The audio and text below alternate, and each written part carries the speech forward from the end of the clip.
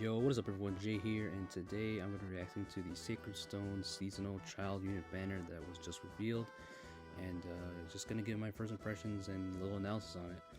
I wasn't going to do a video for this, but I figured why not.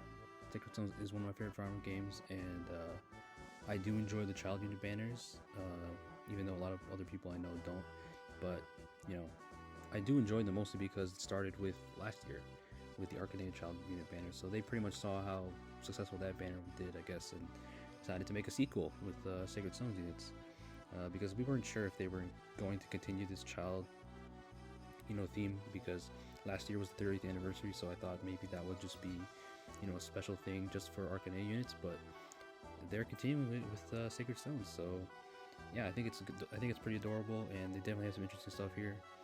And the start of an all banner, the first one last year, was one of the most fun times I've ever had in FEH in the history of this game. Luckily at that time I had near a thousand orbs saved up. I was saving for Summerlin, and I was like, man, I won't be able to plus 10 Summerlin, but I have to plus 10 Young Marth, and I did, and I got everybody in that banner, and it was just such a fun time, celebrating it with other Arcanea fans, and Sacred Stones fans, Macworld fans can now feel what I felt, the excitement I felt last year, so I'm definitely happy for them. And like I said, this banner has some cool stuff. So first unit is young Tana. She is insane. She's got this cute puffy dress, which I think is a reference to her support with Ephraim in Sacred Stones, where she's like, Ephraim, do you remember what dress I wore? It might be, I don't know, maybe it's just a reach. I saw a tweet about it. But yeah, here's her weapon, Lance of Freely. As you guys can see, her movement is insane. She can move around just like now we can, move around like a witch. And yeah, her weapon, Lance of Freelia, gives -1 cooldown, and if she can move 2 spaces of an ally within 2 spaces. So it's pretty much like Halloween now. He's Grimoire, like I said, except a Lance version, and it gives her more stats really, because she's obviously a modern unit. She gets attack speed +6 when she attacks, and defense res +10. That is no joke. That's pretty much Venoffener. What Venoffener does, gives you a defensive boost. And then she also has steady impact on top of it, which is insane. So she's going to be getting +20 defense. Even if you're like one of the strongest green units in the game, you might not be able to kill her if she attacks you with this. So she is insanely bulky, super stacked, alongside the movement shenanigans, and with even more movement shenanigans because they have introduced the trace skills. So trace skills are basically Kanto. It's a little bit of a shame, because Sumia recently just got her refined like 2 weeks ago, and I was hoping she'd be because I knew they were gonna add Kanto to more units, but I was hoping that she would have that Kanto, niche, uniqueness for a while, and then 2 weeks later they just give access to pretty much every flyer with this trace skill. So, but to keep in mind though is that this Kanto isn't as good. It's a little less movement, so it's not as good as Sumi's Kanto. It's not as good as Regan's Kanto in terms of movement, but still though, everybody can get it, or at least every flyer and cavalier can get it now. And it also gives a debuff, speed defense debuff, as you can see, but it's not a low skill. It's just a debuff. So definitely gonna be a really good skill, really nice option for flyers, because honestly, flyers don't really have that many good options in their B slot. Good premium options. They only can use guard bearing and Wyvern and Pegasus Flight. That's pretty much it. So now they get these trace skills, going to be very useful in general, especially in ether raids. So definitely going to be an impactful skill, I think. And just the fact that Tana has the movement of Halloween Howie with the Kanto, and she can Gale Force's Insanity. So she's definitely one of the best movement units in the game, and attack speed Ryan standard on any modern day flyer. So very cool. Tana is a force to be reckoned with for sure. So yeah, that's young Tana. And the next unit is young Larshell. Larshell is actually one of my favorite Sacred Stones characters. I just +10'd her normal version like a month ago. And now she has another Cavalier version, except it's a healer this time, which is what a lot of people wanted. I know a lot of friends that wanted a not +10. They are probably going to +10 her, but they wanted a healer Larshell, and now here it is. She comes with Staff of Roston, which I find funny that it's called Staff of Roston when a lot of people were expecting Latona. Latona is the sacred staff from Sacred Stones, and it's funny because Latona is pretty much a staff from Roston, so it is a staff from Roston. I'm not exactly sure if the model is if it looks exactly the same than what Latona looks like, but I find it funny. I just find it funny. I'm not complaining or anything, but they could have easily named it Latona, but they did it. I mean, they've done it with every weapon in this banner, but Latona wasn't in the game previously and still isn't, so I'm guessing they're saving it for like a future legendary La Rochelle maybe in the future. Who knows? That's what I'm taking from this. But anyway, she comes with Rescue Plus as well. Anyways, back to the weapon. I completely skipped it. Yeah, she gets Dazzling, and then at the start of turn, this is the insane part. She inflicts Res -6 and the Flash status to foes within 5 spaces of her. So she has a Threaten, Flash plus Res, Threaten, Res plus Flash of 5 spaces. 5 spaces is no joke. That's insane because Fey maps are small. So she can inflict Flash, and she doesn't have to attack to inflict the Flash. She can just give it to somebody, and definitely going to be a meta influential unit. Just judging by this weapon, she's definitely going to be one of the best healers in the game. Definitely one of the best Cavalier healers in the game, if not the best one, alongside Brave Veronica. And if she attacks, she gets attack speed +6 because why not? So insane weapon. It has a simple paragraph, but it's very, very powerful. Obviously going to be very powerful in Ether Raids. And she has Windfire Bomb, attack speed push. If you hear my dog howling, I'm sorry. But attack speed push because you're not a healer without that skill, and the far version of the trace skill. So this is pretty much, a range version of the trace we saw with Tana. Same thing here. So pretty cool. Definitely going to be a meta influential unit, like I said. And it's going to be annoying to fight her in Ether Race for sure. So yeah, Flash status is like that. Flash status is crazy. So yeah, that's La Rochelle. I'm happy for her. And the next unit is Baby Lyon, Child Lyon, or Lyon, however you said. I always said Lyon, but I think it's Lyon. I think Eirika says Lyon, but pardon if I say his name wrong. But here he is. He's the demote, obviously, if you haven't noticed. Very simple base kit, attack res solo, which is not bad.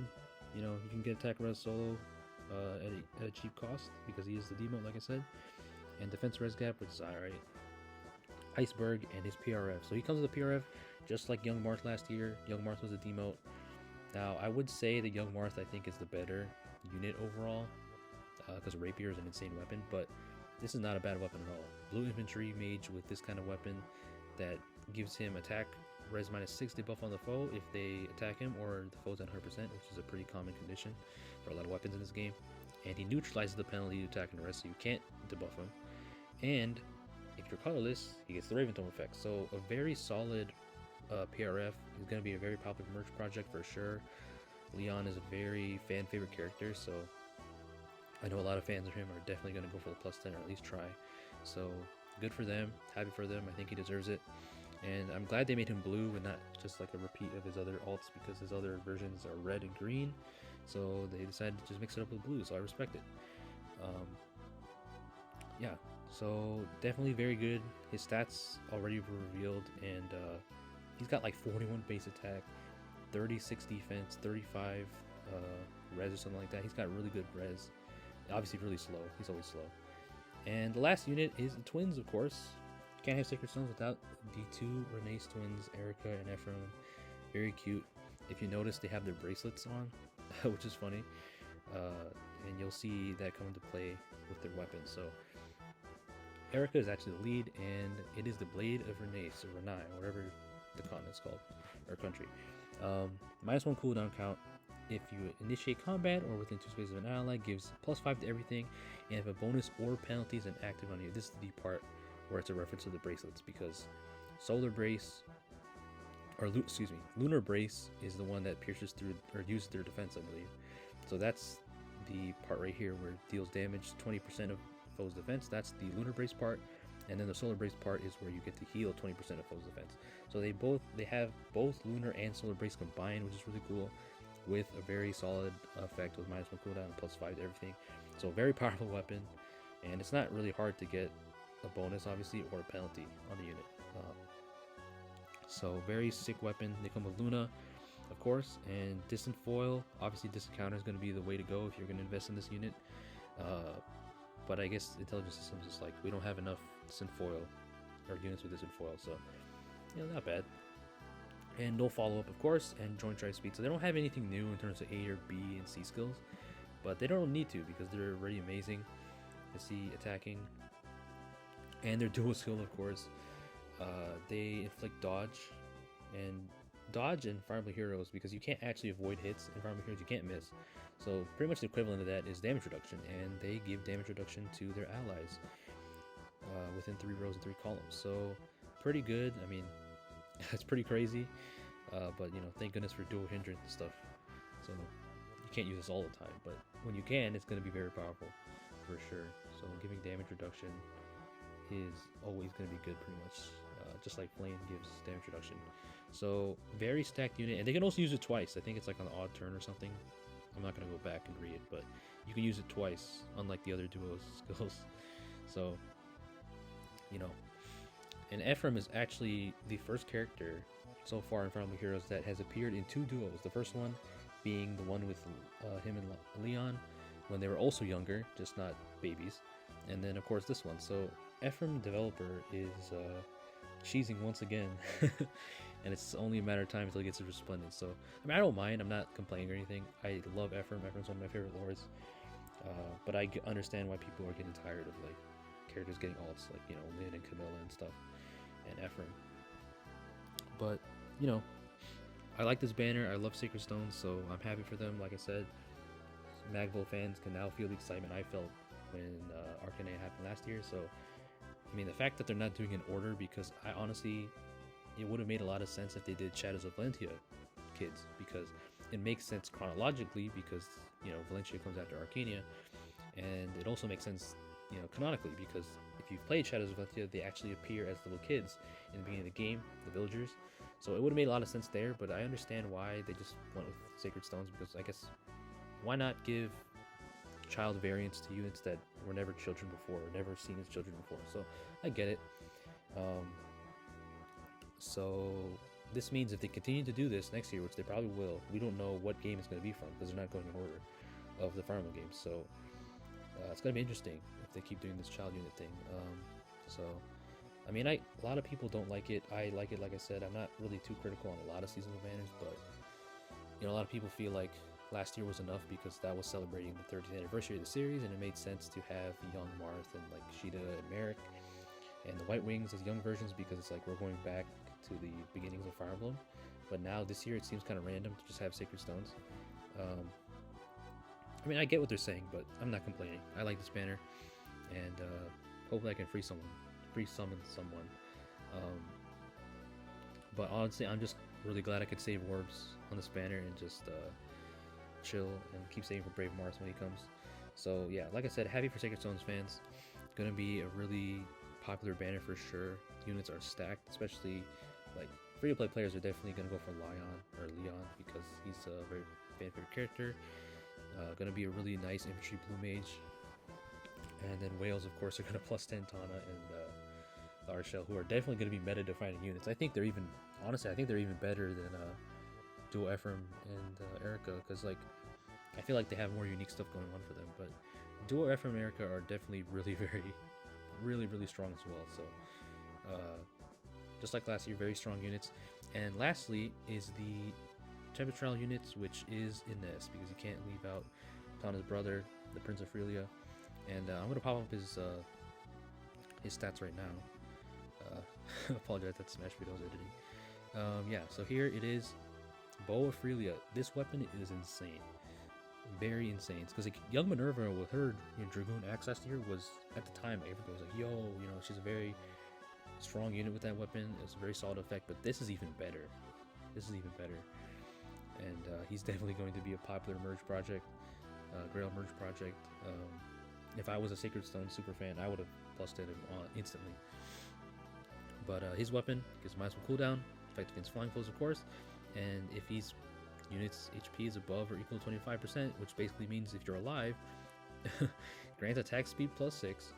And if his special triggers, he deals plus 7 true damage and neutralizes damage by X. So he basically stops any kind of damage reduction. So it's like Twin Blades, it's like Deadeye, all that stuff. So he's basically a free-to-play version of Deadeye, which is amazing.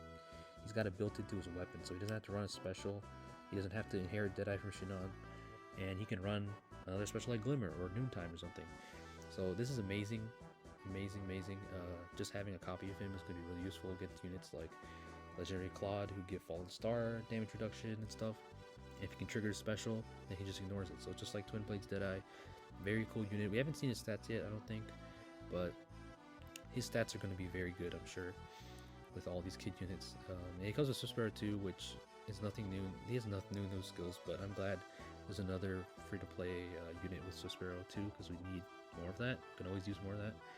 So yeah, Nez is going to be insane, man. He's like, no one expected him to have this kind of crazy weapon. I mean, we knew it was going to be good, but not this good. Like, are you kidding me, man? So yeah, Sacred Stones fans are eating good today. So yeah, that's pretty much my video. I think I've covered everything. You know, if you do comment, let me know if you're going to summon this banner. I'm not, like I said, going to save orbs.